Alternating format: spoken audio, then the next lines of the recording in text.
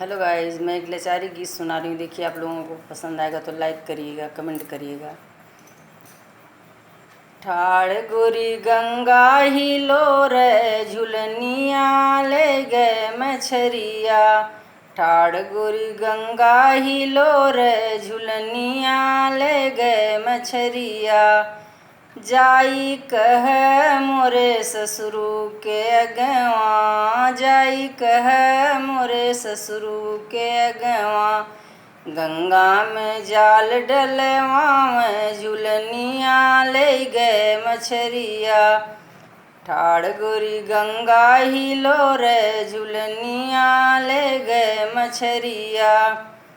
जाई कह मोरे जेठ के अगवा, जाई कह मोरे जेठ के अगवा। गंगा में जाल डलवा में झुलनिया ले गए मछरिया। गंगा में जाल डलवा में झुलनिया ले गए मछरिया। ठाड़ गोरी गंगा हिलो रे झुलनिया ले गए मछरिया। ठाड़ गोरी गंगा हिलो रे झुलनिया ले गए मछरिया।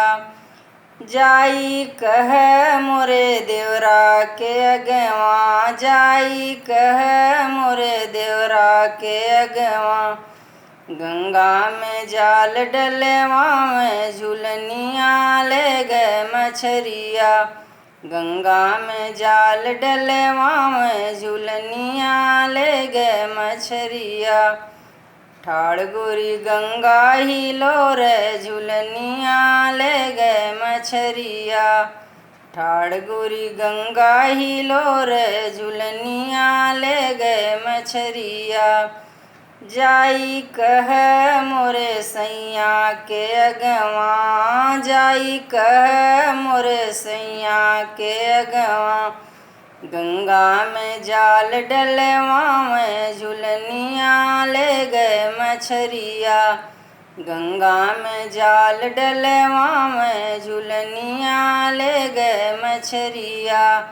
ठाड़ गोरी गंगा हिलो रे झुलनिया ले गए मछरिया। ठाड़ गोरी गंगा हिलो रे झुलनिया ले गए मछरिया।